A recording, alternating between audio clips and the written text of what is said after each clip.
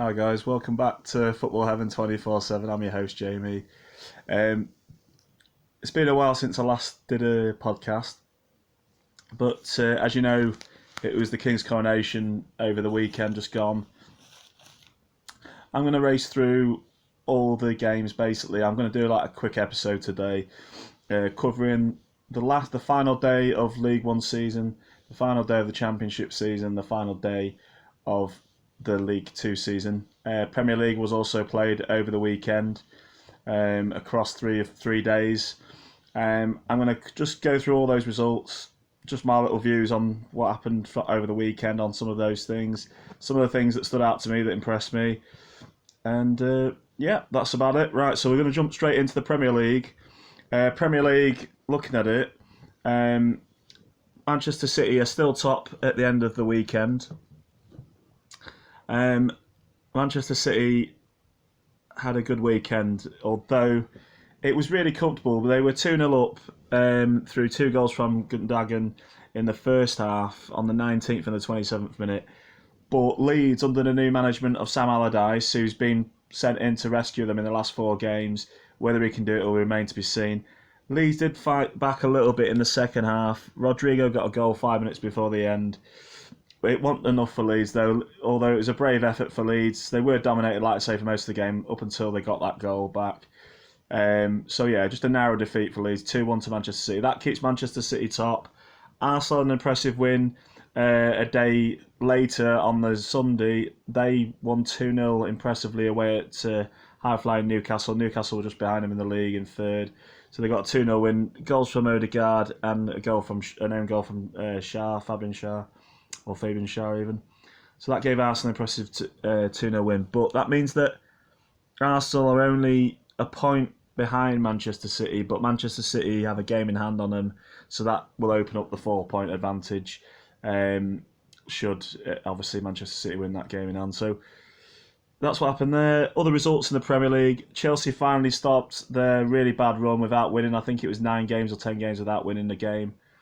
They finally won 3-1 away at Bournemouth in that match. Liverpool beat Brentford 1-0. That kept up their good run. I believe that's 6 or 7 wins on the bounce now for Liverpool, which takes them right up into 5th place in the league. Tottenham won 1-0 against Crystal Palace. Wolves beat Aston Villa 1-0. Wolves were really safe, but that just cemented that they were even safer after that win against Villa in the Midlands derby.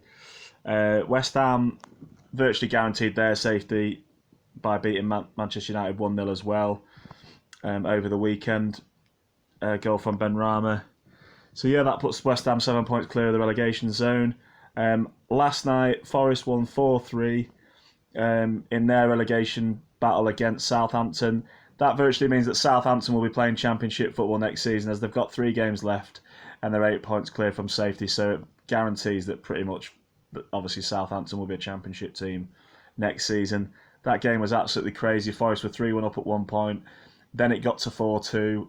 Then it was 4-3 with literally like a few minutes of injury time to go. Although the injury time was prolonged because of some play acting by both teams. Mad game, 4-3 to Forest. That puts Forest 3 points clear. That means that in the drop zone, it's Southampton on the bottom with 24 points. Leicester also lost at Fulham 5-3.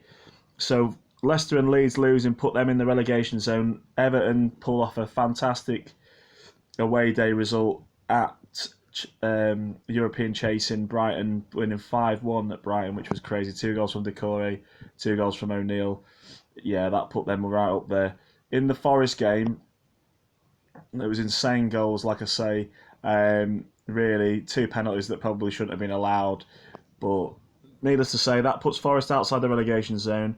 It's now Southampton, Leeds and Leicester in the relegation zone. And just above it is obviously Everton, who are in 17th, and Forest are now in 16th place in the table. As I say, Man City still top by 1 point. So yeah, that's what's going on in the Premier League. Haaland basically is still the top goal scorer. He's got 35 goals. He's beaten all the records for the Premier League's top scorer in one season. And anyway, we'll jump into the final day of the Championship. That was played yesterday. Anyway, so we'll jump into that. And Brighton going into the Championship, we're going to run down the results and just do the final table. Who's got to play who? So yeah. So looking into the results for the Championship, Sheffield United won 2-1 away at Birmingham City. Burnley won 3-0 against Cardiff City. Huddersfield beat Reading 2-0. Huddersfield got safe. Neil Warnock did his job there. Luton drew 0-0 with Hull. Norwich lost 1-0 at home to Blackpool. Really bad season for Norwich. They usually go up and down from the Premier League and then come back up again, but this season they finished 13th. QPR lost 2-0 at home to Bristol City, and Watford beat Stoke City 2-0, and Wigan drew 0-0 with Rotherham. The reason why I didn't mention 3 other games, there was three or four teams that were playing to get into the last place of the playoffs on the last day of the season yesterday. Millwall was at home to Blackburn. Now Millwall went 3-1 at home ahead to Blackburn, and they looked in cruise control. Millwall looked like they were getting that last place in the league. Coventry were drawing 1-1 away with Middlesbrough, which meant that Coventry were in the playoffs comfortably as well. But that all went crazy in the second half. Blackburn came out fighting and they ended up winning the game 4-3, which meant Millwall went from a commanding position in the playoffs to dropping out of the playoffs. And they were overtaken by Sunderland, who won convincingly 3-0 away at Preston. In the other games, West Brom had a chance at the start of the day. They went 1-0 up and they were 2-1 up in their game away at Swansea. But Swansea came back and won that game 3-2, which meant that West Brom missed out on the playoffs as well. So looking at the teams that qualified, obviously Burnley went up from the Championship as champions, and they were crowned with the trophy yesterday. Sheffield United, they obviously got promoted to the Premier League as well. In the playoffs, Luton will be playing against Sunderland in the playoffs, and also Coventry will be playing Middlesbrough, and they both played each other yesterday and drew 1-1. So that's what's going on. That's the fight to get into the Premier League. So one of those 4 teams, as I said earlier, Luton, Coventry, Middlesbrough, or Sunderland will be a Premiership team as well next season. So one out of those 4. So those games are coming up. Jumping into League 1 and League 2. Just going to jump into it now. League 1, the final day of the season. Plymouth were crowned champions on the last day. They were away at Port Vale and they won 3-1. The other team that could have caught them to become champions was Ipswich, but Ipswich, they had a bit of a slow day. They drew 2-2 away at Fleetwood Town, so that gave Plymouth the League 1 title. Obviously Plymouth and Ipswich will be playing in the Championship next season.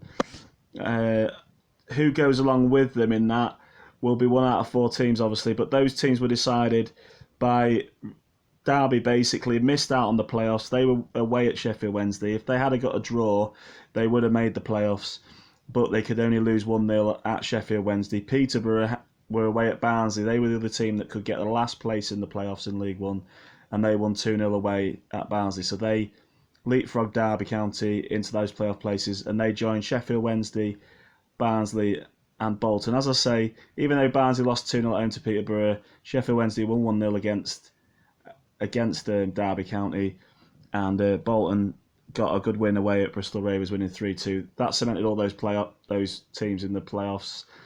Really, it was only between Peterborough and Derby to get in there on the last day.